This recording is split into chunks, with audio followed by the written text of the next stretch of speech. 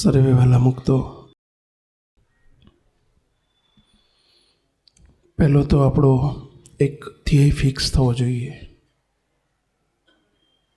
હેતુ ફિક્સ થવો જોઈએ કે આપણે આ સત્સંગ સાંભળીએ છીએ, કથા સાંભળીએ છીએ એ શાના માટે. અમને ફિક્સ થવો જોઈએ કે અમે આ વાત કરીએ છીએ શાના માટે.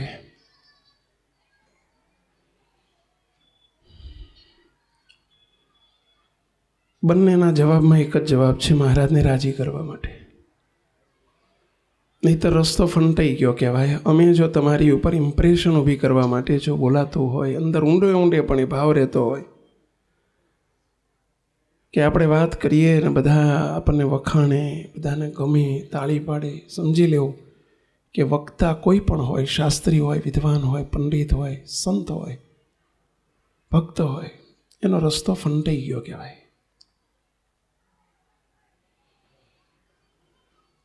અને તમને પણ અહીંથી સાંભળ્યા પછી એક જ રહેતું, એક બસ આપણે સાંભળવાનું, યાદ રાખવાનું, યાદ રાખીને કોકની આગળ કહેવાનું, લખી લેવાનું. રસ્તો ફંટાઈ ગયો કહેવાય. આપણે બધા જે કંઈ શ્રવણ કરીએ છીએ, જે કંઈ વાંચન કરીએ છીએ, એની પાછળનો એક સ્પષ્ટ હેતુ હોવો જોઈએ. પહેલો તો રાજી કરવા, કે ભગવાનના રાજીપાની જે કંઈ રીત આવે એને આપણે આપણા અમલમાં મૂકવી છે અને ભગવાનને, મહારાજને રાજી કરવા છે. અને બીજો વિચાર,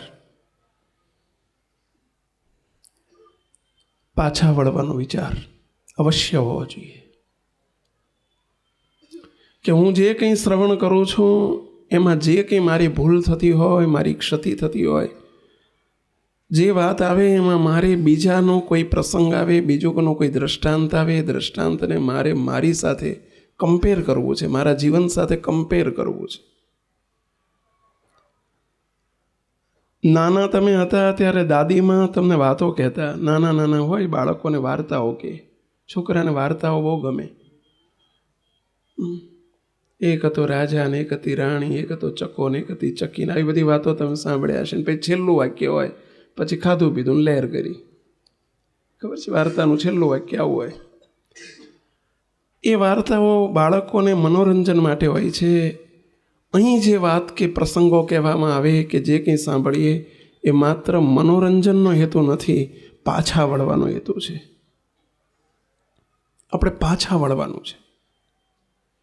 પાછા વળવું એટલે શું? આપણી ભૂલને ઓળખવી અને ભૂલને સુધારવાનો વિચાર એ પાછા વળ્યાનો વિચાર કહેવાય. કે આવી ભૂલ હું તો નથી કરતો ને. અને કોઈક સારા સદગુણની વાત આવે કોઈની, તો તરત આગળ વધવાનો વિચાર આવવો જોઈએ કે મારે આગળ વધવું છે, મારે આ સદગુણને મારો કરવો છે. તો આપણામાં કંઈક પરિવર્તનો આવે, આપણામાં ફેરફાર થાય, આપણું જીવન બદલાય. આ બે વિચાર મુખ્ય રાખજો, પાછા વળવાનો વિચાર અને આગળ વધવાનો વિચાર. શામાં પાછા વળવું? તો જે કંઈ આપણી ક્ષતિ ત્રુટીઓ છે, અવગુણો છે, આપણામાં દોષો છે, સત્સંગમાં આપણે બીજાના દોષો જોવા માટે બેઠા નથી, આપણે આપણા દોષ જોવાના.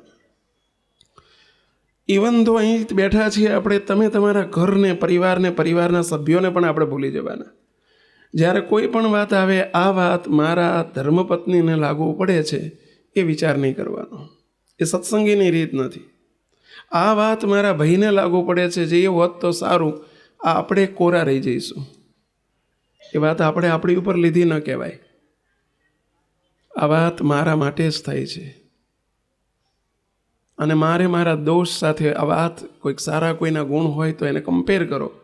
કંઈક ભૂલ હોય કોઈની ને એ વાતમાં, પ્રસંગમાં કોઈની ભૂલ આવતી હોય, એને પણ આપણા જીવન સાથે કમ્પેર કરો કે મારા જીવનમાં પણ આવી કોઈ ભૂલ થતી નથી ને. એને પાછા વળ્યા કહેવાય. બસ પાછા વળો. જે માર્ગે ભગવાનનો રાજીપો ન હોય ત્યાંથી પાછા વળો.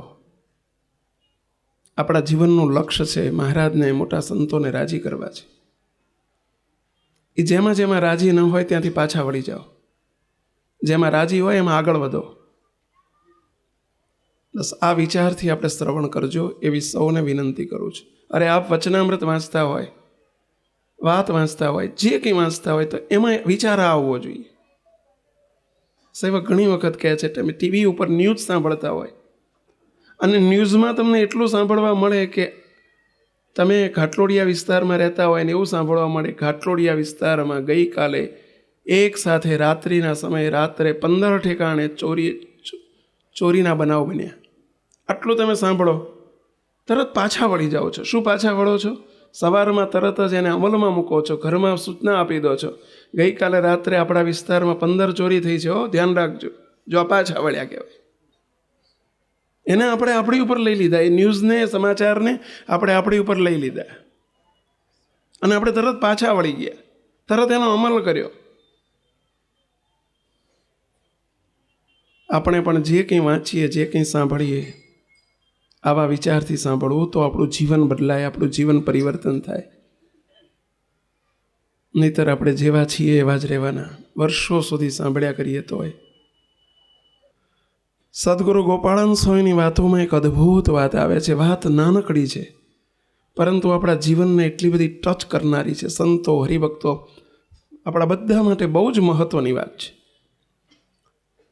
સદગુરુ ગોપાળન સ્વામીને પ્રશ્ન પૂછ્યો છે. હરિભક્તોએ, સંતોએ ભેળા થઈને પ્રશ્ન પૂછ્યો કે સ્વામી, સત્સંગમાં આવ્યા પછી દરેક સાધુ કે દરેક હરિભક્તમાં જુદા જુદા પ્રકારના અંગ હોય છે. અંગ એટલે જે ગુણનું પ્રધાનપણું હોય એને અંગ કહેવાય. કોઈનામાં સેવાનું અંગ હોય. સેવાનું અંગ એટલે એનામાં સેવા પ્રધાન હોય, એનું મુખ્યપણું હોય. કોઈનામાં કથા વાર્તા શ્રવણ ભક્તિનું મુખ્યપણું હોય, અંગ હોય. કોઈનામાં સમર્પણનું અંગ હોય, કોઈનામાં ત્યાગનું અંગ હોય, કોઈનામાં વૈરાગ્યનું અંગ હોય, કોઈનામાં ઉપાસના પ્રધાન અંગ હોય, નિષ્ઠા પ્રધાન હોય, કોઈનામાં આત્મનિષ્ઠા પ્રધાન હોય. આ જુદા જુદા દરેકમાં અંગ હોય છે. અહીં બેઠેલામાં પણ આપણા દરેકમાં, અમારા સંતોમાં ભલે કપડાં એક સરખા દેખાય છે પરંતુ અંગ અલગ અલગ હોય, દરેકના અલગ અલગ હોય. અંગ એટલે મુખ્ય ગુણ. બીજું બધું કરતા હોય પરંતુ મુખ્યતા જ્યારે આવી જાય, જો સેવાનું અંગ હોય ને જો કથા વાર્તાના સમયે સેવા હોય ને તો એ સેવાને પ્રાધાન્ય આપી દે, આને ગૌણ કરી નાખે, એ સેવાનું અંગ કહેવાય. જો કથા વાર્તાનું અંગ હોય તો એ સેવા હોય ને તો સેવાને એડજસ્ટ કરી દે, પછી કરે, પણ પહેલો કથામાં આવીને બેસી જાય, એ કથા વાર્તાનું અંગ કહેવાય. એની ઉપર એનો ઝોક એટલે કે ઢોળાવ એની ઉપર જતો ડાયવર્ટ થઈ જાય, એ એનો અંગ કહેવાય. ગુણાયતા ગોપાળન સ્વામીને પ્રશ્ન પૂછ્યો છે, સ્વામી, દરેક સાધુ અને દરેક હરિભક્તમાં જુદા જુદા પ્રકારના અંગ હોય છે, પરંતુ એક અંગ એવું કયું છે, એક ગુણ એવો કયો છે કે જે સર્વે સંતો અને સર્વે હરિભક્તોમાં ફરજિયાત જોઈએ જ, ફરજિયાત જોઈએ જ. બીજા અંગમાં કદાચ પ્લસ માઇનસ હોય તો ચાલે, પરંતુ આ એક અંગ એવું કયું છે કે જે અંગમાં સહેજ પણ કોઈને ન ચાલે.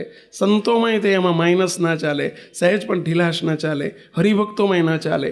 એવું કોઈ કોમન સંતો હરિભક્તો માટે, સત્સંગી માત્ર માટે એવું એક કોમન કોઈ અંગ છે કે જે બધામાં ફરજિયાત જોઈએ?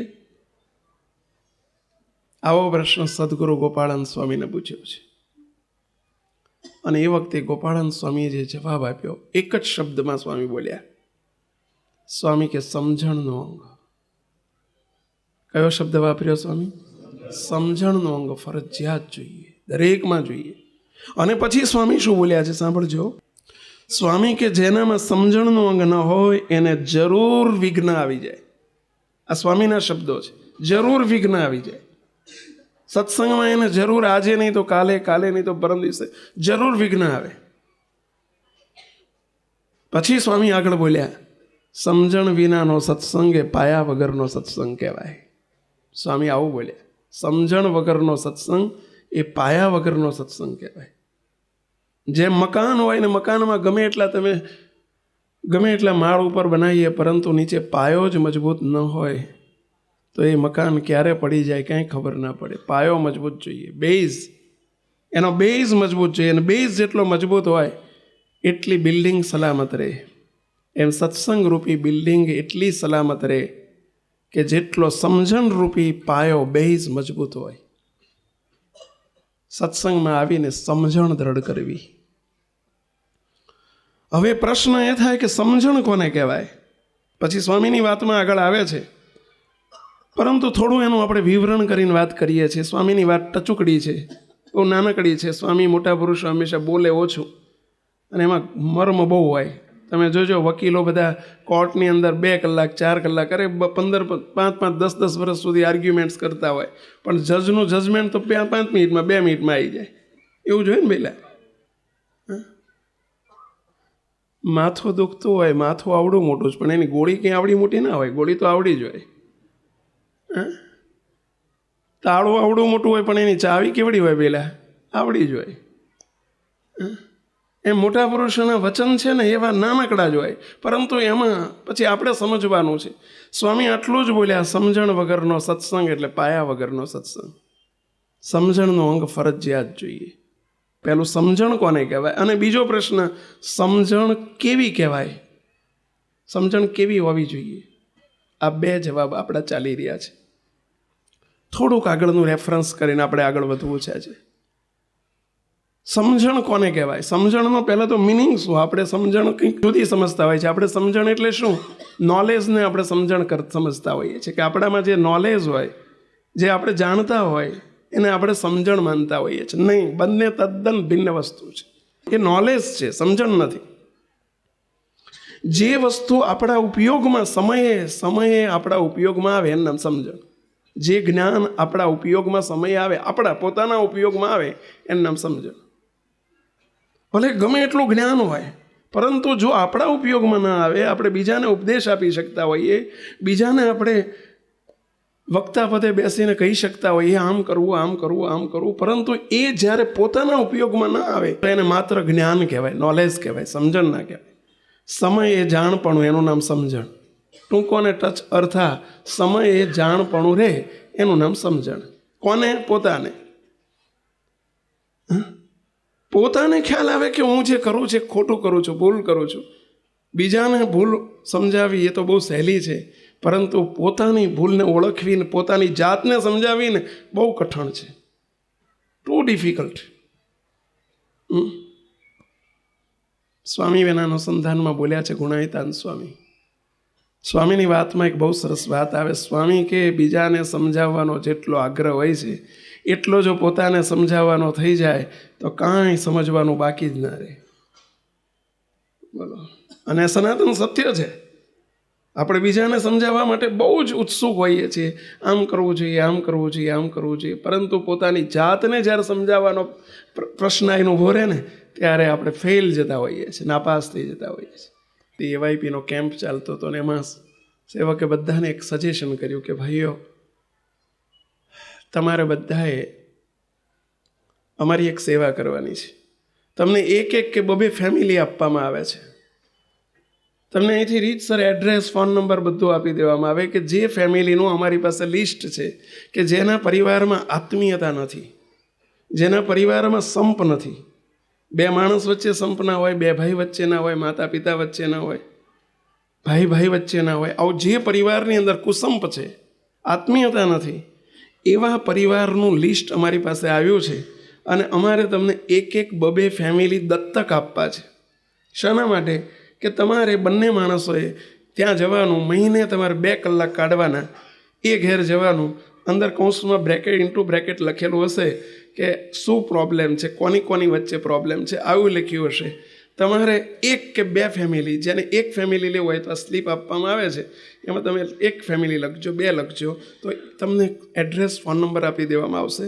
તમારે કહેવાનું કે અમારે ઉપરથી આજ્ઞા છે, મહિનામાં 1 વખત જવાનું, 2 કલાક બેસવાનું, 4 કલાક બેસવાનું, પરંતુ એની વે એ પરિવારમાં આપણે સંપ અને આત્મીયતા કરાવવી છે.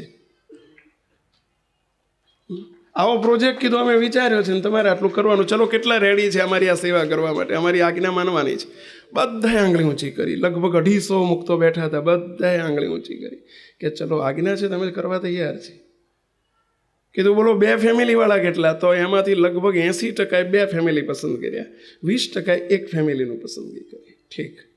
કીધું જતી વખતે તમને કહેવામાં આવશે કયું ફેમિલી તમને આપવામાં આવશે. અને પછી જ્યારે બધા નીકળવાનું થયું, છેલ્લે કહ્યું તમને જો હું બધાને ફેમિલીની જાહેરાત કરી દઉં છું, તમારે તમારા ફેમિલીમાં આત્મીયતા કરાવવાની છે.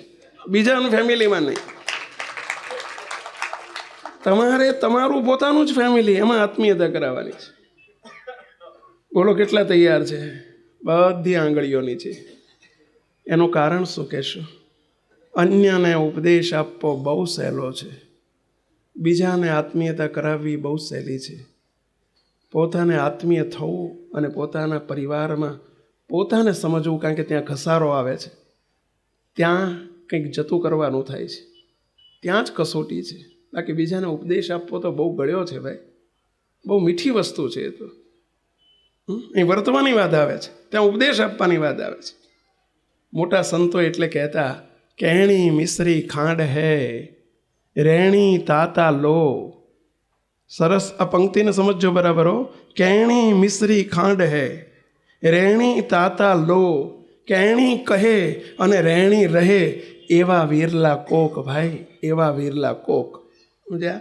કહેણી મિશ્રી ખાંડ હે એટલે કહેવું ને, અમારે તમને કહેવું ને, આમ કરજો, આમ કરજો, આમ કરવું જોઈએ, આમ કરવું જોઈએ. કહેણી મિશ્રી ખાંડ હે એટલે કે એ તો સાકર જેવું છે, ખાંડ જેવું છે, ગળ્યું મધ જેવું લાગે આપણને. પણ રહેણી તાતા લો, એ પ્રમાણે જે રહેવું ને, બીજાને કહીએ છીએ એ પ્રમાણે આપણે રહેવું, એ તાતા લો. તાતા લો એટલે ગરમ લોખંડ થયું હોય લાલ ચોળ જેવું, અને એને અડવાથી આમ અડી ના શકાય, એના જેવું અઘરું છે ભાઈ.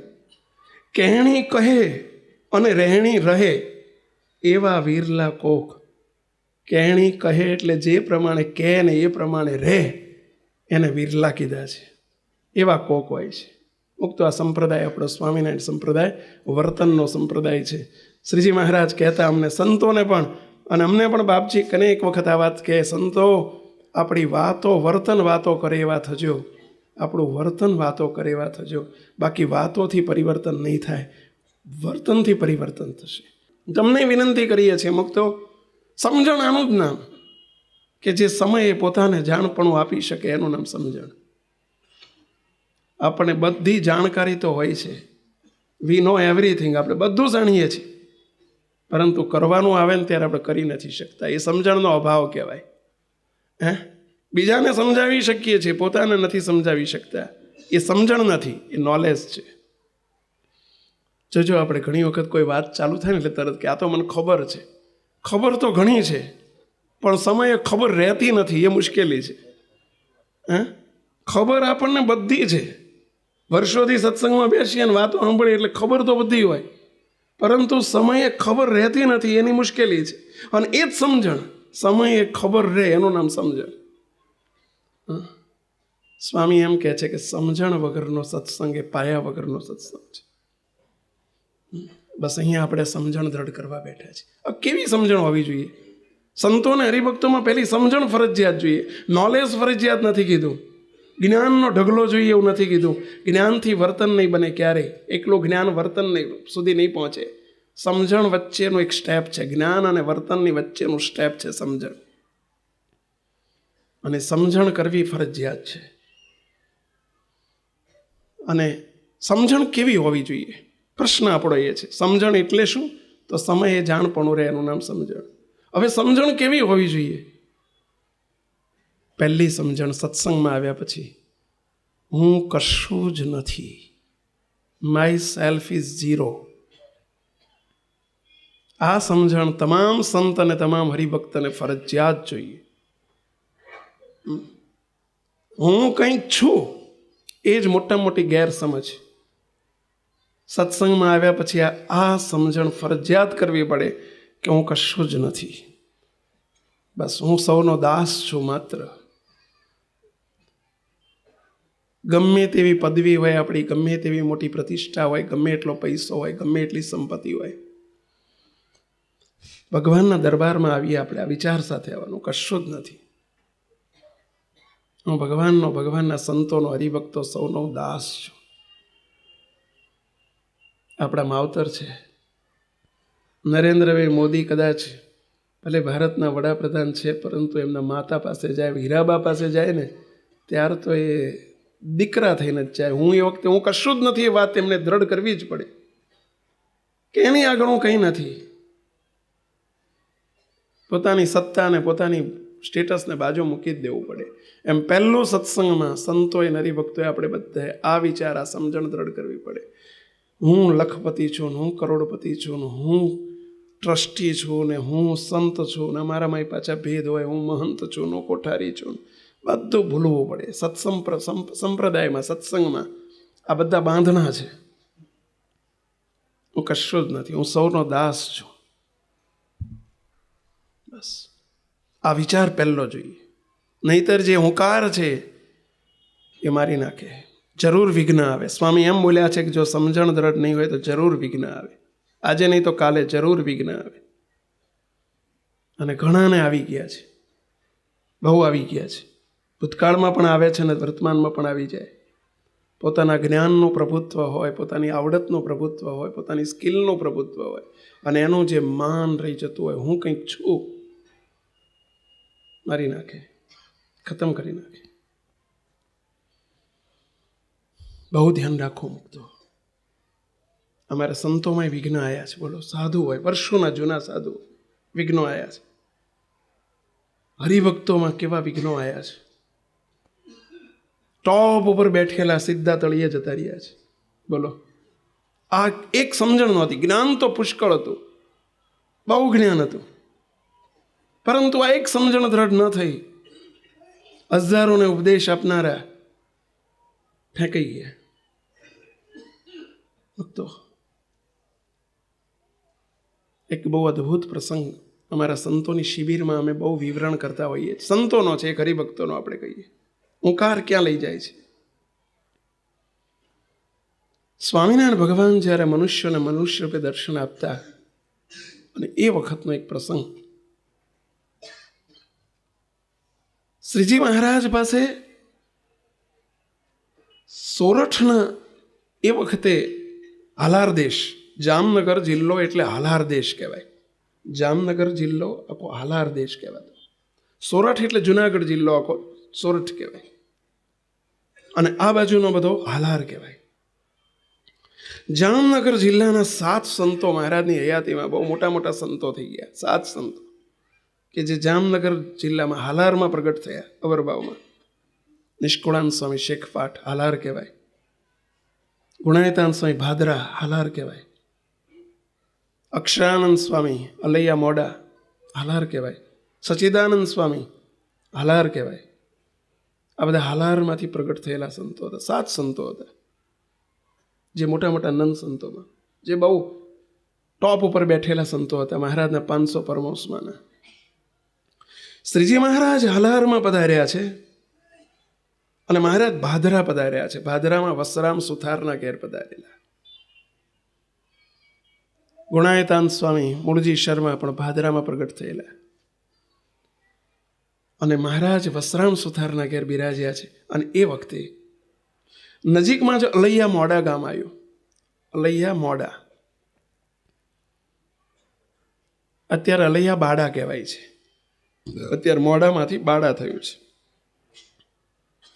એ અલૈયા બાડા જે ગામ છે, અને ત્યાંના દાજીભાઈ કરીને દરબાર, 40-42 વર્ષની જેમની ઉંમર, નામ હતું દાજીભાઈ. મહારાજના અનન્ય ભક્ત મહારાજ પાસે આવ્યા. મહારાજને પ્રાર્થના કરી, મહારાજ સંસાર અસાર છે, દીકરાઓ થોડા મોટા થયા, 20 વર્ષનો થયો છે દીકરો, પરણાવી દીધો, બધું સોંપી દીધું છે. એક દીકરો હતો છે, મહારાજ બધું ખેતીવાડી બધું સોંપીને આવ્યો છું. મહારાજ સંસારમાં જવું નથી પાછા, હું રજા લઈને આવ્યો છું. મહારાજ કે શું ઈચ્છા છે? મહારાજ સાધુ થવું છે, મને સંત કરો, સાધુ કરો. પૂર્વાશ્રમમાં સચ્ચિદાનંદ સ્વામી, જેમનું નામ હતું પૂર્વાશ્રમમાં મોટાભાઈ, સચ્ચિદાનંદ સ્વામી વહેલા સાધુ થયેલા. એમના જ નાના ભાઈ દાજીભાઈ, સગ્ગા 2 ભાઈઓ, એક મા બાપના બંને દીકરાઓ, સચ્ચિદાનંદ સ્વામી એટલે કે મોટાભાઈ ઉર્ફે, અને આ દાજીભાઈ. એમને પણ વૈરાગ થયો, એ પણ સાધુ થવા માટે આવી. શ્રીજી મહારાજ પાસે જ્યારે દાજીભાઈ આવ્યા, અને દાજીભાઈએ પ્રાર્થના કરી, મહારાજ મને સંત કરો, મને દીક્ષા આપો, મને સાધુ કરો. બધું પરવારીને આવ્યો છું. શ્રીજી મહારાજ એ વખતે પ્રશ્ન પૂછે છે, દાજીભાઈ સાધુ થવું છે કે અમે કહીએ એમ કરવું છે? બહુ મોટો પ્રશ્ન છે હો. સાધુ થવું છે કે અમે કહીએ એમ કરવું છે? હાથ જોડીને દાજીભાઈ એટલું જ બોલ્યા, મહારાજ અરજી અમારી, મરજી તમારી. મહારાજ આ તો હું વિનંતી કરું છું. જો સેવકનો ધર્મ કેવો હોય, શીખજો જોડે જોડે આપણે. સેવકનો ધર્મ કેવો હોય, ગમે તેવો ઠરાવ હોય આપણો, ગમે તેવો સંકલ્પ હોય, પણ સેવક તરીકે જ્યારે સ્વામી પાસે જઈએ, પોતાના ગુરુ પાસે જઈએ, સંતો પાસે જઈએ, ભગવાન પાસે જઈએ, કોઈ દિવસ આપણા ઠરાવને મુખ્ય ન કરવું. એક જ પ્રાર્થના કેવી રીતે કરાય? ત્યારે દાજીભાઈ એટલું જ બોલ્યા, સ્વામી સાધુ થવા તો, મહારાજ સાધુ થવા તો આવ્યો છું, પરંતુ આપની મરજીમાં રહેવું છે, બસ આપ કહો એમ કરવું છે. ઠરાવ કોઈ દિવસ ના ચાલે. આપણે માર ક્યાં ખાઈએ છીએ, બધું કરીએ છીએ, પણ માર ક્યાં ખાઈ જઈએ છીએ, નાપાસ ક્યાં થઈએ છીએ? અહીં થઈએ છીએ કે ભગવાનની મરજીમાં, સંતોની મરજીમાં રહેતા નથી આવડતું, ને આપણી મરજીને મૂકતા નથી આવડતું. એટલે કરીને બધું કરીએ, પરંતુ રિઝલ્ટ ઝીરો આવીને ઊભું રહે છે. એનો જે રાજીપો મળવો જોઈએ એને ઝીરો થઈ જાય છે. અહીંયા સ્વામી દાજીભાઈ એટલું જ કહ્યું, મહારાજ આપ કો એમ કરવું છે, મારો કોઈ ઠરાવ નથી. ત્યારે સ્વામી મહારાજ શું કહે છે? મહારાજ કે દાજીભાઈ જો તમે સાધુ થવા જાય હોય, ઘરે બધું પરવારીને આવ્યા હોય, તો અમારી આજ્ઞા છે કે તમારે બોચાસણ જવાનું છે. બોચાસણના કાશીદાસ પટેલ, અને કાશીદાસ પટેલના ત્યાં ભગત બહુ હારા છે, પણ એમની ખેતી મોટી છે. હાથી આંકનારું કોઈ નથી.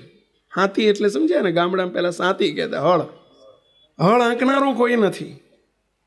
તમારે એમનું હળ આંકવા જવાનું છે. સમય આવશે ત્યારે અમે તમને સાધુ માટે બોલાવી લઈશું. જે દી સમય આવશે, અમને લાગશે ને ત્યારે તમને સાધુ માટે બોલાવી લઈશું. વડતાલ અમે આવશું, અને વડતાલથી બોચાસણ નજીક છે, અમે તમને બોલાવી લઈશું. બોલો શું કરશો? હવે આ ઠેકાણે આપણે હોઈએ તો જરા કમ્પેર કરતા જાઓ, આપણી ભૂલને શોધતા જાઓ, ઓળખતા જાઓ, જરા પાછા વળો. હવે સાધુ થવા આવ્યા છે, બધું પરવારીને આવ્યા છે, હાથી મૂકીને આવ્યા છે, ઘરનું હાથી મૂકીને આવ્યા છે, અને બીજાનું હાથી ચલાવવા જવાનું કેવો ન્યાય? એ તો કરતા જ હતા, ઘેર હાથી તો ચલાવતા હતા, એને ફોંપીને આવ્યા, અને અહીંયા એમ કહે છે કે તમારે બીજાનું હાથી આંકવા જવાનું છે. બસ અહીં સમજણની કસોટી થાય છે. હાથ જોડીને મહારાજને કહી દીધું, મહારાજ મંજૂર છે, એમાં પૂછવાનું શું હોય? આજ્ઞા કરો. બોલો ક્યારથી જવું? મહારાજ કે અત્યારે જ જાઓ, ઉપડો. જમાડ્યું છે કે બાકી છે? મહારાજ જમવાનું બાકી, જમીન નીકળી જાઓ. ભલે મહારાજ. દંડવત કરીને જો સાંભળજો, શું જીવન અર્પવા આવ્યા છે, અને મહારાજે જે બંધનમાંથી મુક્તિ પામવા આવ્યા છે, એ બંધન પાછું ચોંટાડી રહ્યા છે. પણ મરજી જોઈ મહારાજના મનની, એમાં રહીએ આઠું જામ. જે ન ગમે ઘનશ્યામને જાણો, એનું ન પૂછીએ નામ. રાજી કરીએ ઘનશ્યામ, અરે સંતો રાજી કરીએ ઘનશ્યામ. ભગવાન રાજી ક્યારે થાય? કે મરજી જોઈ મહારાજના મનની, એમાં રહીએ આઠું જામ. નિરંતર ભગવાનની મરજીમાં રહેવું, અને એમાં જેવું સુખ છે એવું પોતાનું મન ધાર્યું કરવામાં સુખ નથી. સ્વામિનારાયણ ભગવાને પહેલું સત્સંગનો પ્રારંભ હંમેશા જેની કસોટી લીધી છે, અને જેને નિકટ લીધા છે, એને પોતાનું મન ધાર્યું મુકાયું છે. શ્રીજી મહારાજનો અવરભાવનો સ્વભાવ હતો કે પોતાનું મન ધાર્યું મુકાવવું. કારણ કે મનમુખી સદા દુઃખી, ગુરુમુખી સદા સુખી. શ્રીજી મહારાજે પહેલી શરત કરી, બસ જાઓ બોચાસણ જાઓ. કાશીદાસ પટેલનું સાથી આંક. ભલે મહારાજ. દંડવત કર્યા, પગે લાગીને ચરણ સ્પર્શ કરીને જવા જાય છે. મહારાજ ઠાકોરજી જમાડીને નીકળું છું, રાજી રહેજો. સાહેબ 8-10 ડગલા ચાલ્યા હશે, બાયણા સુધી પહોંચ્યા. મહારાજ કે એ દાજીભાઈ અહીં આવો. બોલો મહારાજ શું આજ્ઞા છે? જો દાજીભાઈ એક વાત કહેવાની રહી ગઈ. બોલો મહારાજ. તમારે બોચાસણ જવાનું, હાથી આંકવાનું, પણ યાદ રાખજો, જ્યાં સુધી હું સંદેશો ન મોકલું ત્યાં સુધી તમારે વડતાલ નહીં આવવાનું. કે ગેરહાજરીમાં પણ અમારી બીજી વખતના સંદેશા વગર તમારે બાજુમાં વડતાલ થાય છે, 5-10 કિલોમીટર થાય, વડતાલ દર્શન કરવા નહીં જવાનું, અમારી ગેરહાજરીમાં નહીં જવાનું, અમારી હાજરીમાં નહીં આવવાનું. સમયા થશે, ઉત્સવો થશે. બોચાસણથી કાશીદાસ પટેલ અને સંઘ, બોચાસણના હરિભક્તોનો સંઘ આવશે, તમારે નહીં આવવાનું. દર્શનની લાલચ પણ નહીં રાખવાની જ્યાં સુધી અમારો બીજો સંદેશો ન મળે ત્યાં સુધી. ક્યારે 12 મહિના કે 2 વર્ષનું કમિટમેન્ટ નથી કરતા મહારાજો, ઓપન રાખે છે. શું ઓપન રાખ્યું? પહેલા જ્યાં સુધી અમારો સંદેશો બીજી વખત ન મળે ત્યાં સુધી, કે વડતાલ પધારો એવું ન કહીએ ત્યાં સુધી નહીં આવવાનું. કાઠું છે આ બધું. કોરા ચેક ઉપર સહી લેવાની વાત આવી ભાઈ, હા, બ્લેન્ક ચેક ઉપર સહી કરવાની વાત છે. દાજીભાઈ હસ્તે મુખ્ય બોલ્યા, મહારાજ મંજૂર છે, એમાં શું કહેવાનું હોય, મારે તો તમને રાજી કરવા છે, મંજૂર છે મહારાજ, નહીં આવું બસ. દર્શનનો લોભ પણ છોડાવ્યો મહારાજે. લ્યો, એમાંય પોતાનું ધાર્યું નહીં કરવાનું. કાશીદાસ પટેલનું સાથી આંકવા માટે દાજીભાઈ પહોંચી ગયા બોચાસણ.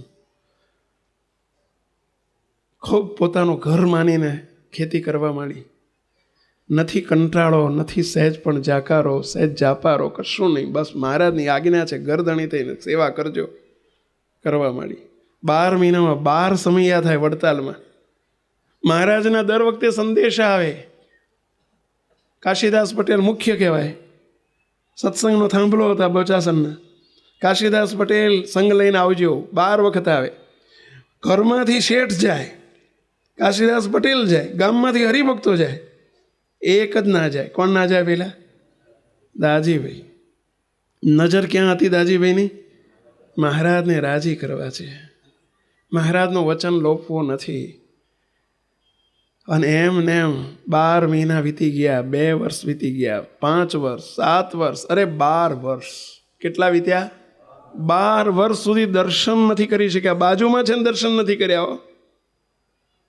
તમે કહેશો કુસંગી થઈ ગયા હશે એટલે દર્શનની ઈચ્છા ના થાય.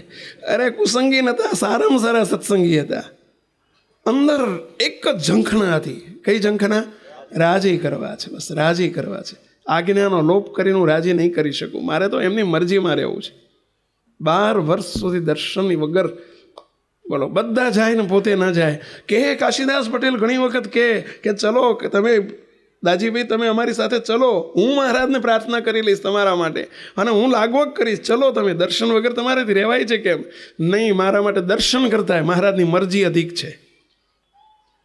તમે મારી લાગવગ કરો, મહારાજની મરજી તો લોપાય ને, નહીં બને. મહેરબાની કરીને તમે એટલું ના કહેશો કે દાજીભાઈને હું લઈ આવું બીજી વખત. નહીં પૂછતા, જો રાજી રહેજો. દાજીભાઈ મારા માટે કોઈ સમાચાર ના પૂછતા. આપણે હોઈએ તો તમે વાંહી એમ જ બોલશો કે આપણે હોઈએ જ નહીં. આપણે તરત જ એક શબ્દ આપણે ગોખી કાઢ્યો છે, આપણે હોઈએ જ નહીં. ચાલતું હશે ચાલશે, નહીં હોઈએ તો. આપણે દાજીભાઈને રાજી કરવા હતા, આપણે બધાને રાજી નથી કરવા પહેલાં. આપણે હોઈએ જ નહીં એમ ચાલે કેમ? એ તો કાયરતાનો શબ્દ છે. મુક્તો સમાચાર નથી કેવડાયા, સંદેશો નથી કેવડાયો. ધન્ય છે. આપણે તો કેવડાવીએ કે જરા જય સ્વામિનારાયણ કહેજો, એમ ભાઈ એમ કેવડાયો. દાજીભાઈ જય સ્વામિનારાયણ કેવડાયા છે, એટલું કેવડાય. મહારાજ કદાચ ભૂલી ગયા હોય તો યાદ તો આવે. બોલો, આપણે બધા હોશિયાર ખરા ને, બહુ યુક્તિ પ્રયુક્તિ આપણને બહુ આવડે આવી બધી. એટલે આપણે આવું કંઈક યુક્તિ કરીએ નહીં. મરજી જોઈ મહારાજના મનની, એમાં રહીએ આઠું જામ. બસ જે ન ગમે ઘનશ્યામને જાણો, એનું ન પૂછીએ નામ. 12 વર્ષ વીતી ગયા. વડતાલ મંદિરની પ્રતિષ્ઠાનો સમય આવી ગયો.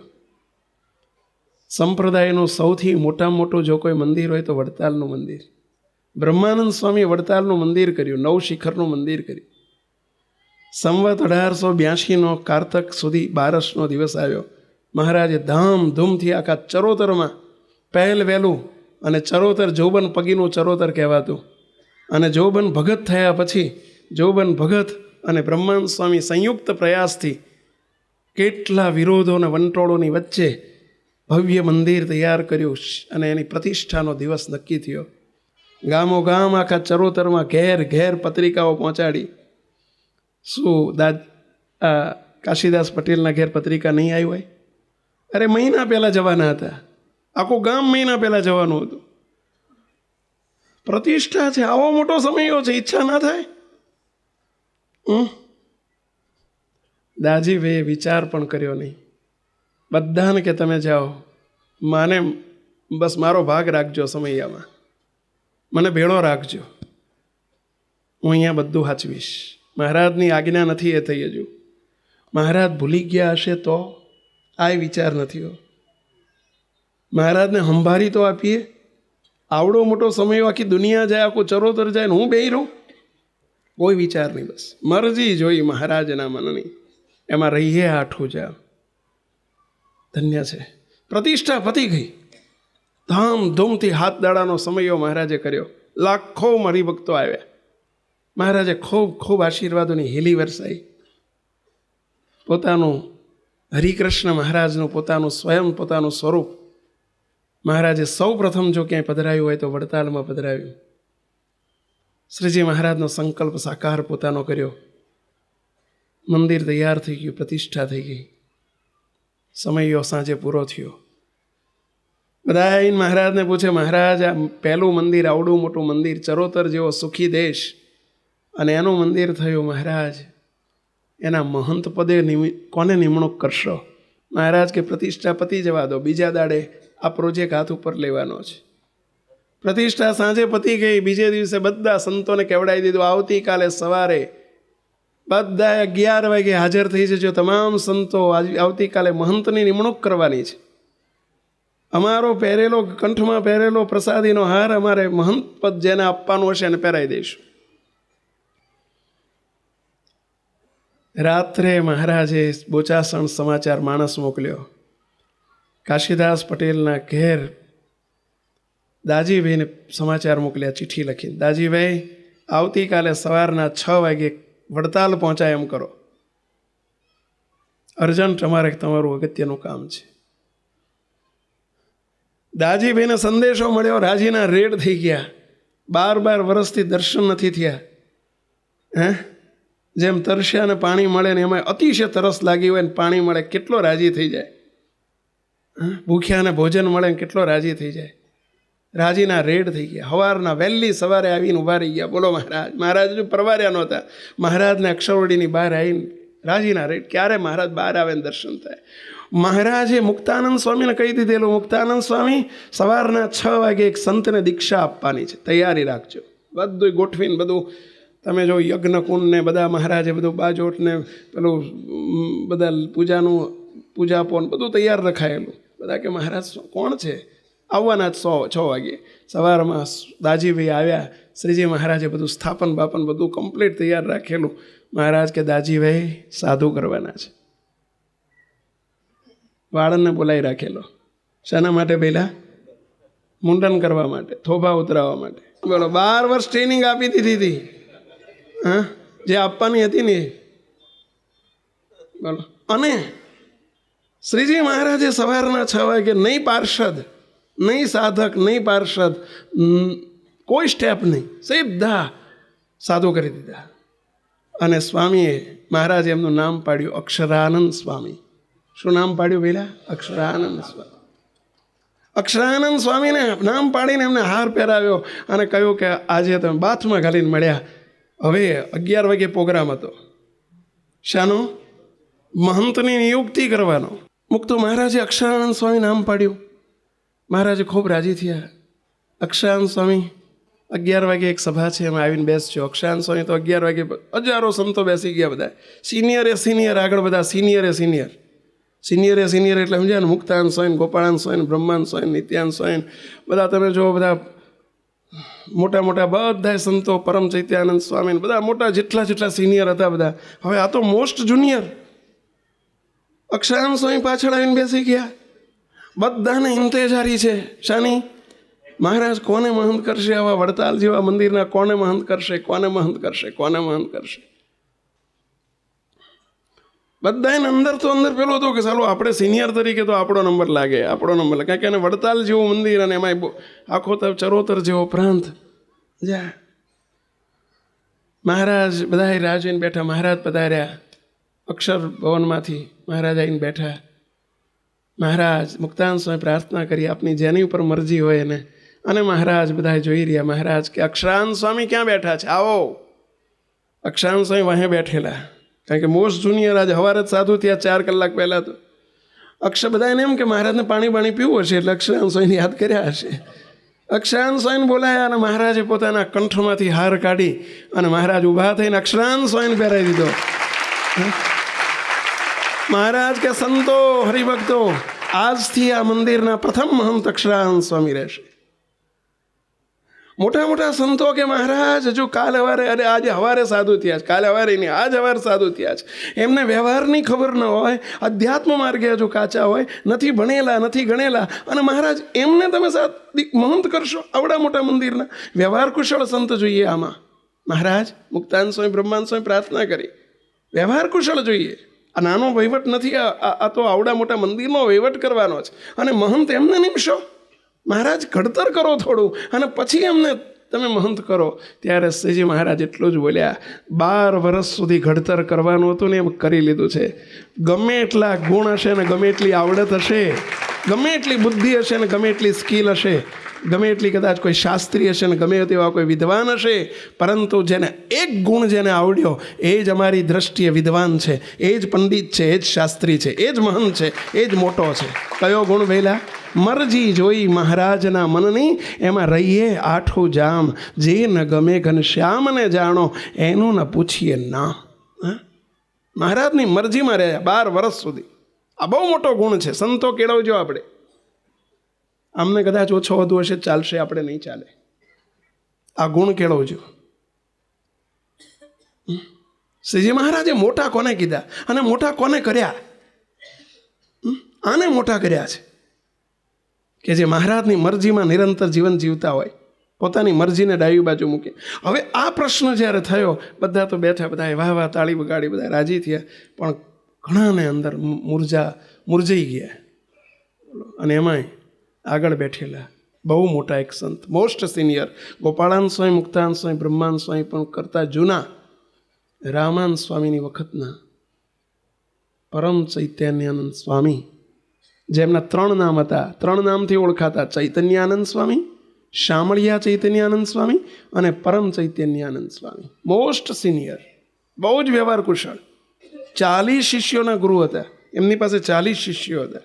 પરમ ચૈતન્યાનંદ સ્વામી આગળ બેઠેલા. બધાને એમ હતું કે એમનો જ નંબર લાગશે. બહુ વ્યવહાર કુશળ હતા. અને પરમ ચૈતન્યાનંદ સ્વામીને એકદમ ઉદાસ થઈ ગયા, દુઃખી થઈ ગયા. અરે કાલે સવારના મહંત કરી દીધો અને અમારી કોઈ ગણતરી જ નહીં. હું સૌથી જૂનો, જો હું મોટામાં મોટી સમજણ કઈ આપણે એ વાત ચાલી રહી છે કે હું કશું જ નથી. જો આ વિચાર કર્યો હોત તો આ પ્રશ્ન ન થયો હોત. પણ હું સૌથી જૂનો, હું સૌથી સિનિયર, હું રામાનંદ સ્વામીના વખતનો, અને મારી કોઈ ગણતરી નહીં. ઉદાસ થઈ ગયા. સભા તો તરત વિસર્જન થઈ ગઈ. પરમ ચૈત્યાનંદ સ્વામી આસને કર્યા, એમને આસને પધાર્યા. આસને જઈને પોતાના શિષ્યોને ભેગા કર્યા. કહી દીધું, હવે મારે સત્સંગમાં રહેવું નથી. અહીં આપણી ગણતરી જ નથી. સત્સંગમાં રહીને કરવું શું? જય સ્વામિનારાયણ, હું જઉં છું. પોતાની જોડીને તુંબડીને પથ્થર લઈને, પૂજા લઈને સ્વામી નીકળી ગયા. સંપ્રદાયમાં નથી રહેવું, મારે નથી રહેવું સત્સંગમાં. નીકળી ગયા.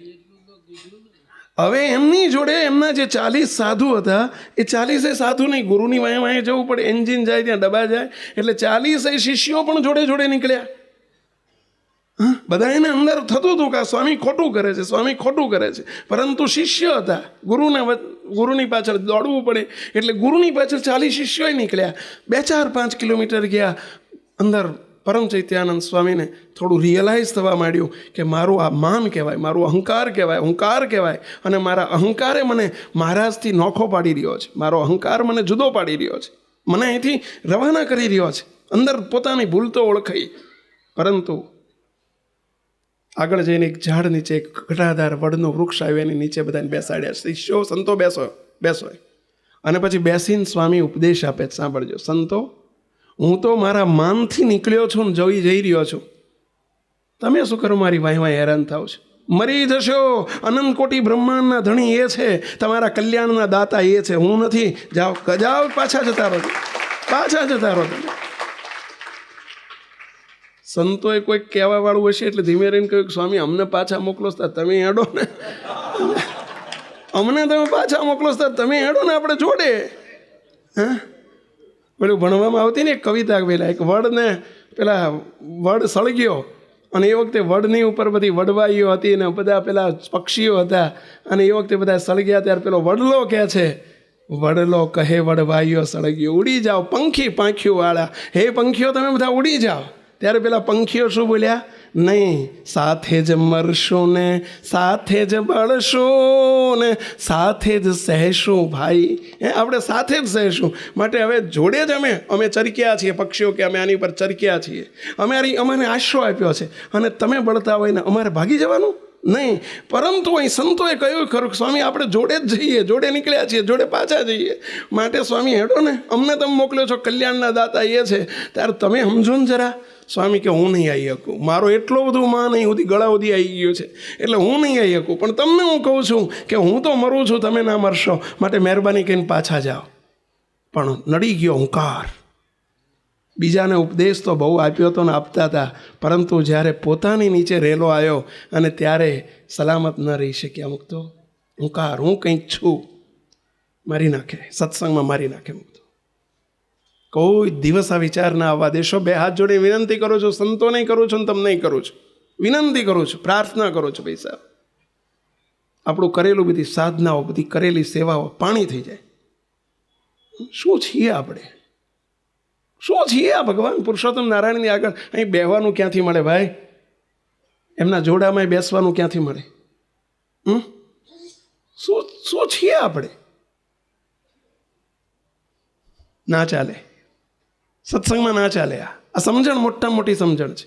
હું કંઈક છું, હું અધિક છું, બીજા ન્યૂન છે, હું સમજું છું, બીજા અણસમજું છે, મને ખબર પડે છે, બીજાને નથી પડતી.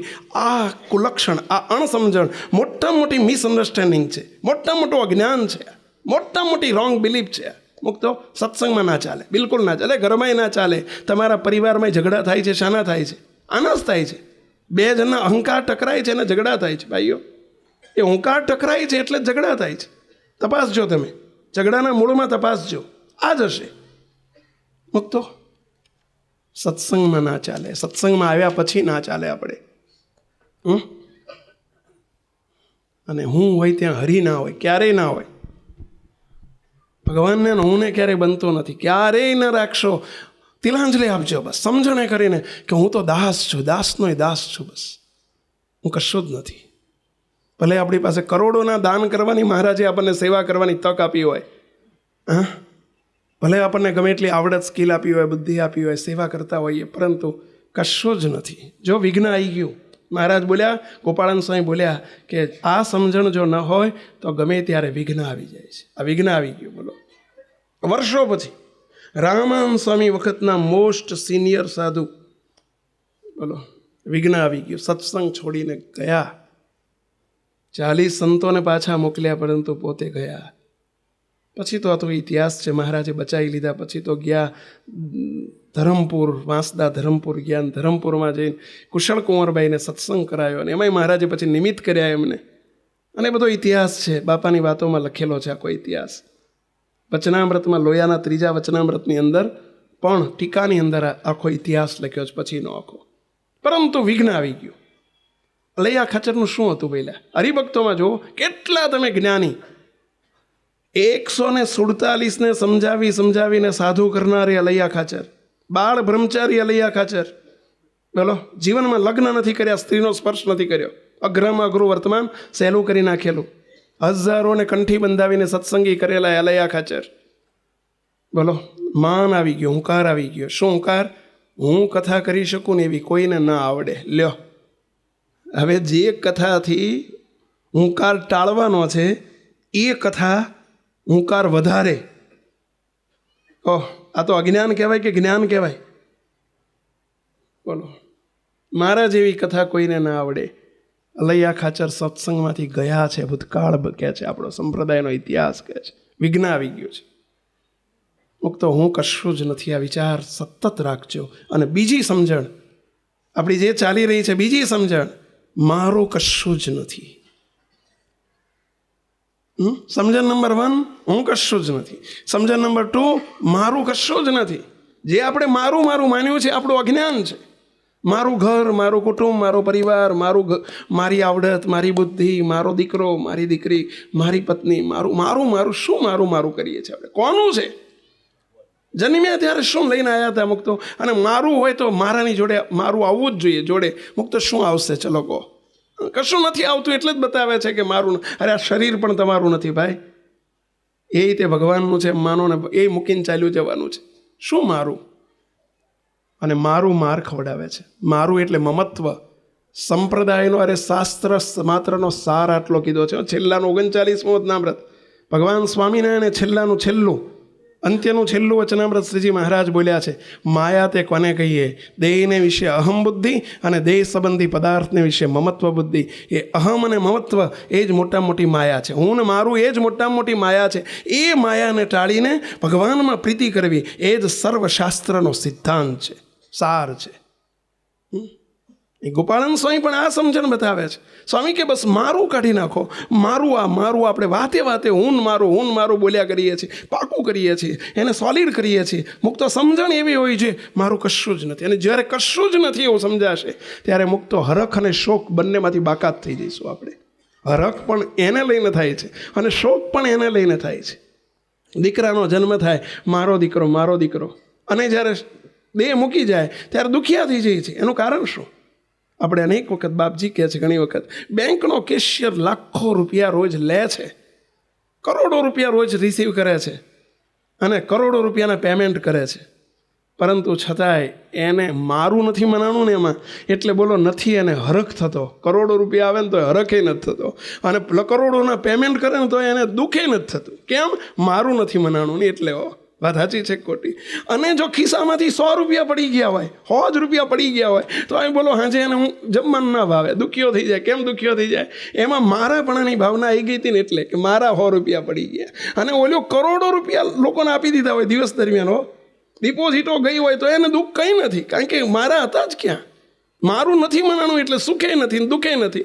આવે છે એનો હરખ નથી, જાય છે એનું દુઃખ નથી. અને મારું મનાણું છે તો એક 100, 200, 500 રૂપિયાનું નુકસાન ગયું હોય તો એ દુઃખી થઈ જાય છે.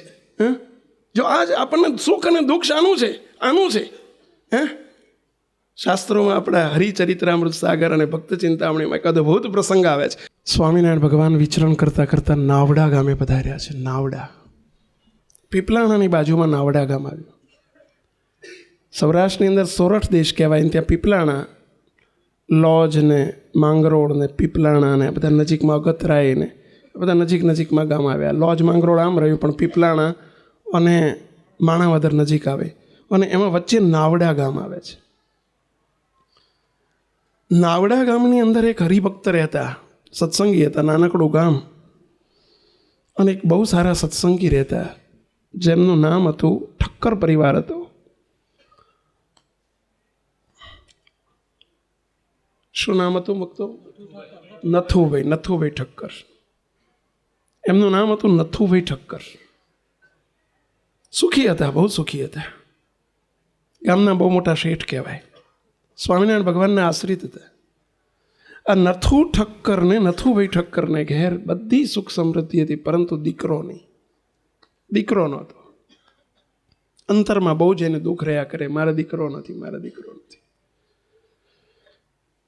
40 વર્ષની ઉંમર થઈ, 45 વર્ષની ઉંમર થઈ, 48 વર્ષ થયા, દીકરો નહીં, ઘરમાં કોઈ સંતાન નહીં. અંતરમાં બહુ દુખિયા રહે.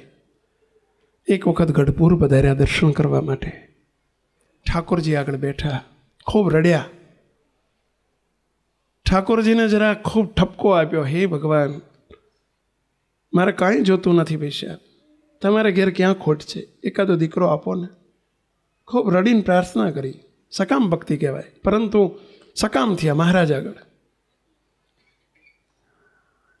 હવે આ બાજુ ભગવાનને પ્રાર્થના કરી, દીકરો આપો. દીકરાની અંદર લાલચ હતી. બીજી બાજુ એ જ વખતમાં જુનાગઢની અંદર, જુનાગઢ મંદિરની અંદર ઠાકોરજીની પૂજા કરનારા એક બ્રહ્મચારી, જે 30 વર્ષથી ઠાકોરજીની પૂજા કરતા, અને બ્રહ્મચારીને માંદગી આવી, બહુ બીમાર પડ્યા, મંદવાડ આવ્યો. બ્રહ્મચારીનો અંતકાળ સમય નજીક દેખાવા લાગ્યો, અને બ્રહ્મચારીના અંતરમાં એક વાસના સ્ફુરી કે હું સાધુ થઈ ગયો, હું બ્રહ્મચારી થઈ ગયો, સંસાર છોડીને આવતો રહ્યો. અરે મેં મારા મા બાપની સેવા ના કરી, મારા મા બાપની સેવા ના કરી. ઠાકોરજીની સેવા બહુ કરી, પણ મા બાપની સેવા ના કરી. અને આ વાસના સ્ફુરી અંતરમાં દુઃખ રહ્યા કરે. આ બાજુ એમને વાસના સ્ફુરી છે મા બાપની સેવા કરવાની, આ બાજુ પેલા અમને વાસના સ્ફુરી છે શાની? દીકરાની. બહુ પ્રાર્થના કરી અને મહારાજે એન્ટ્રી નાખી દીધી, હવાલો પાડી દીધો, સીધો ત્યાંથી દેહ મુકાવી દીધો બ્રહ્મચારી મહારાજનો, અને દીકરાનો જન્મ આપી દીધો. કોને ત્યાં? નથુ ઠક્કરના ઘેર. મહારાજે એમને સામે જોડકું જોડી દીધું અને ત્યાં જન્મ આપ્યો બાળકનો. વર્ષોની સેવા જન્મ ધરાવનારી થઈ. બોલો, શ્રીજી મહારાજ બોલ્યા છે વચનામૃતમાં, મધ્યનું 48મું વચનામૃત. શ્રીજી મહારાજ બોલ્યા છે છેલ્લાનું 17મું વચનામૃત. મહારાજ કે ભરતજીને સંસારનો ત્યાગ કર્યો હતો, પરંતુ મૃગલિયાના બચ્ચામાં હેત રહી ગયું, અને પરિણામ સ્વરૂપે મારું બચ્ચું કરતાં કરતાં મૃગલીને પેટ જન્મ ધરવો પડ્યો. મારું મનાઈ ગયું ને, એટલે મારું બચ્ચું મનાઈ ગયું ને. અહીંયા મારા માતા પિતા જો મારું કેટલું માર ખવડાવે છે, બહુ ધ્યાન રાખજો ભક્તો. જ્યાં મારું મનાયું ને, મારું માર જ ખવડાવશે. મારું કોઈ નથી, મારા ભગવાન છે. જેને વિશે મારાપણાનો ભાવ થયો એ મારું માર ખવડાવશે ભક્તો. અહીંયા મારું મનાઈ ગયું, મારા માતા પિતાને લઈને જન્મ ધરવો પડ્યો. બોલો, વર્ષોની 30 વર્ષ ઠાકોરજીની કરેલી સેવા પાણી ફરી વળ્યું. આ બાજુ નથુ ઠક્કરના ત્યાં દીકરાનો જન્મ થયો. આનંદનો પાર નહીં, આખા ગામમાં પેંડા વેચ્યા. દીકરો આવ્યો. 50 વર્ષની ઉંમરે દીકરાનો જન્મ થયો. સંસારીને ગ્રસ્ત, અને આજે આનંદ હોય. મારો દીકરો. દીકરાનું નામ કાળું પાડ્યું છે. શ્યામ હતો ને એટલે નામ કાળિયો પાડ્યું. શું નામ પાડ્યું? પહેલાના જમાનામાં ભીખલો ને કાળિયો ને ગાંડિયો ને કચરો ને પૂંજો ને આવા બધા નામ પાડતા ને ભાઈ, એટલે એનું નામ કાળિયો નામ પાડ્યું. અને કાળિયો મારો કાળિયો. અને શેઠને એટલો બધો વાલો, હેઠે મૂકે જ નહીં, મારો કાળિયો. અને મહારાજને કરું, જો ત્યાં મારું ભાવ રહી ગયો, મારા માતા પિતા, તો જન્મ ધરાયો. અહીંયા અમને આમાં રહી ગયો મારો દીકરો, મારો કાળિયો. હવે કોઈ કાયમી તો રહેવાનું નથી ભઈલા. જો મારું કેટલું માર ખવડાવે છે. દીકરો 5 વર્ષનો થયો અને માંદો પડ્યો, અને જય સ્વામિનારાયણ, મહારાજે એને લઈ લીધો. કાળિયાને લઈ લીધો ભગવાન. અને શેઠને એટલી બધી વેદના ચાલુ થઈ ગઈ, દુઃખી થઈ ગયા, ધમ પછાડા કરે. પેલું ઘંટીનું પડ્યું હતું એની જોડે માથું પછાડ્યું, મરી જવું એની પાછળ, મારે જીવવું નથી. હવે હું જીવીને શું કરું? કોના માટે હું જીવવાનું? જો મારું હવે મારો નથી, ભગવાનનો છે. માન્યો હોત તો એઝ એ ટ્રસ્ટી તરીકે ભગવાને થાપણ મૂકી હતી, થાપણ આપી દેવાની હોય ભાઈ. ભગવાનની થાપણ છે. તમારા ઘેર કોઈ થાપણ મૂકવા આવે તો એનામાં કંઈ લઈ જાય તો એનો શોખ ના થવો જોઈએ ભાઈઓ. થાપણ છે આ બધી. સમજણ કેળવજો આ બધી હો. અહીં આપણે માત્ર સાંભળવા નથી આવતા. પાછા વળજો એટલે સમજ્યા ને પહેલા, ક્યાંય આવું હેત અને મમત્વ હોય તો ત્યાંથી પાછા વળજો. હા, અને માથું પછાડ્યું, લોહી લુહાણ થઈ ગયા. ગમે એમ કરું મરી જવું કે. એમના બહેન હતા, બહુ સત્સંગી હતા, બહુ જ સમજણવાળા હતા, અને એમણે પકડી લીધા, રૂમમાં પૂરી દીધા, બાંધી દીધા. ક્યાંક પાછા રૂમમાં બારી જોડે ભટકાઈને માથા ભટકાડીને મરી જાય તો બોલો, બાંધી દીધા એમને. રૂમમાં થાંભલા સાથે બાંધી દેવા પડ્યા. ગાંડા જેવા થઈ ગયા, મગજ ચસકી ગયું, મારો દીકરો કરવા. ભક્તપણું ક્યાં જતું રહ્યું? સમજણ બધી. જો સમજણ, આનું નામ સમજણ. સમયે કામ આવે એમ નામ સમજણ. બોલો 100 વચનામૃત મોઢે હતા, એવું લખ્યું છે હરિચરિત્રામૃતમાં. 100 વચનામૃત મોઢે હતા. બોલો કેટલા કીર્તનો મોઢે હતા. ક્યાં ગયા વચનામૃત, ક્યાં ગયા કીર્તન? જ્ઞાન હતું, સમજણ નહોતી. સમયે જાણપણું રહે એનું નામ સમજણ. બાંધી દીધા. બેન રડીને મહારાજની પ્રાર્થના કરી, મહારાજ દયા કરો, આ મારા ભાઈ ઉપર દયા કરો, નહીં તો મરી જશે, પાછળ માથા પછાડીને મરશે, અને એની સેવાનું શું, એની ભક્તિનું શું? મહારાજ દયા કરો, તમે એની પર દયા કરો, એને તમે સમજાવો, અમારા કોઈથી સમજે એમ નથી. અને મહારાજે દર્શન દીધા. ઓયડામાં, જે ઓયડામાં પૂર્યા હતા ને ત્યાં મહારાજે દર્શન દીધા. મહારાજ દર્શન દીધા ને જ્યાં સામે ઉભા રહ્યા, ઓહો હો મહારાજ. મહારાજે આમ કર્યું, પેલું બાંધેલા દોયડા છૂટી ગયા, પગમાં પડ્યા. મહારાજ મારો કાળિયો આપો, મારે કાંઈ જોતું નથી. હજુ કાળિયો બોલો, મારો કાળિયો જોઈએ, મારે કાંઈ ના જોઈએ, કે બસ મારો કાળિયો આપો. મહારાજ કે નથુ ઠક્કર, તમારા 200 વચનામૃત ક્યાંય ગયા? તમે કથા કરતા હતા, બીજાને તમે કથાઓ કરતા હતા, કેટલી 2-4 કલાકની. ક્યાં ગઈ કથા તમારી? ક્યાં ગયું જ્ઞાન તમારું? કાળિયો તમારો હતો? તમારો માન્યો એટલે તમને આટલો શોખ થાય છે ને? તમારો નથી, અમારો હતો. અડધો કલાક સુધી મહારાજે ઉપદેશ આપ્યો, સમજણ દ્રઢ કરાય. મહારાજ છેલ્લી ઈચ્છા કહી દઉં. મહારાજ બોલો, શું ઈચ્છા છે? જો મને કાળિયાના એક વખત દર્શન કરાવો, બસ. તમે કહો છો કાળિયો અક્ષરધામમાં અમારી મૂર્તિના સુખમાં પહોંચ્યો છે, મને કાળિયાના દર્શન કરાવો. અને કાળિયો કે એમ હું કરીશ, બસ. કંઠી તોડી નાખેલી, આમણે કંઠી કાઢીને તોડી નાખેલી. બોલો, અગ્નિ સંસ્કાર કર્યો તેમાં નાખી દીધેલી. સત્સંગ જો મહારાજ એટલે ગોપાળાનંદ સ્વામી બોલ્યા છે કે સમજણ વિનાનો સત્સંગ એ પાયા વગરનો સત્સંગ છે. કઈ મિનિટે ધક્કો લાગી જાય ખબર ના પડે. આ ધક્કો લાગી ગયા. જો બેસ સમજો બોલો. અત્યારે આપણે આ નથુ ઠક્કરને નથી જોવાના, એમનો કેસ પૂરો થઈ ગયો છે ક્યારનો. અત્યારે આપણો બોર્ડ ઉપર કેસ ચાલે છે, એ ધ્યાન રાખજો. મહારાજે કહ્યું કંઈ નહીં, લો દર્શન કરાવીએ. અને કાળિયાને આમ મહારાજે કર્યું, કાળિયાને જોડે ઊભો રાખ્યો. ઓહો હો, મારો કાળિયો કરીને એનો પગ પકડી લીધો. કાળિયા, મને છોડીને તું ક્યાં જતો રહ્યો? કેવો કાળિયો કે તમે મારા બાપ નથી, હું તમારો દીકરો નથી, આ તો સંસ્કારના સંબંધો છે. હું કોણ હતો તમને કહું? પૈસા મને મારું થઈ ગયું ને મારે જન્મ ધરવો પડ્યો. હા, હું હતો, પૂજારી હતો. મને વાસના રહી ગઈ, છેલ્લે મા બાપ સાંભળ્યા અને મમત્વ થઈ ગયું. મારી આ દશા બગડી. તમારા ઘેર મારે 9 માસની ગર્ભવાસની સજા ભોગવી અને મારે જન્મ ધરવો પડ્યો. હજુ તમે મરી જશો, હેરાન થશો. શું કરો? મારો કાળિયો કરો છો. નથી હું તમારો, નથી તમે મારા, કોઈનું નથી. આ સંસ્કારે સંબંધી સર્વે મળ્યા રે, આ તો જૂઠી માયા કેરી જાળ, અંતકાળે સગું નહીં કોઈનું રે. હવે તો જો કે અંતકાળની નહીં, હવે અત્યારે કોઈનું હગું નથી. જીવતાય કોઈનું હગું નથી થતું ને. એમાં વિદેશમાં તો 15 વર્ષનો છોકરો થાય એટલે પતી ગયું, કોઈનો હગો ના હોય. સાચી વાત છે પેલા. અંતકાળની ક્યાં વાત કરવી? બહુ સમજાયા નથુ ભટ્ટને, પણ જેની જોડે હેત હોય ને એનું મનાય કંઈક. મહારાજ કરતાં એમાં હેત વધુ હતું. લે કાળિયા તું કહેશ તો તાર હું માન્યું, બસ જા હવે તાર તું સુખે મૂર્તિમાં જા, પણ મને આશીર્વાદ આપીને જા કે મારું ટાણું આવે ને ત્યારે મને તું તેડવા આવજે મહારાજની જોડે. પાછું આ શું દાપું રાખ્યું, પાછું ઓલું રાખે ને પેલું પસ્તાનું મૂકે ને, પસ્તાનું મૂક્યું પાછું. બોલો, ગામડામાં પસ્તાનું કે આ પસ્તાનું મૂકી રાખ્યું. મહારાજની જોડે તુંય મને તેડવા આવજે કે હો કાળિયા. સારું આવીશ. મહારાજ કે હા પાડી દે, હું તને લઈને આવીશ સ્પેશિયલ. કંઈ કરતાં ડોહાને હેઠ ટળતું હોય તો. અને હેઠ ટળ્યો, મારાય માર ખવડાવી દે. તો મારું કશું જ નથી. મારા ભગવાન, હું ભગવાનનો, બસ મારું કાંઈ જેને મારું માની છું એ બધું મારું અજ્ઞાન છે, મારી ગેરસમજ છે. સમજણ દ્રઢ કરીએ. બસ આપણે આપણા જીવનમાં દ્રઢ કરજો, પાછા વળજો એવી વિનંતી સાથે સર્વે મુક્તોને જય સ્વામિનારાયણ.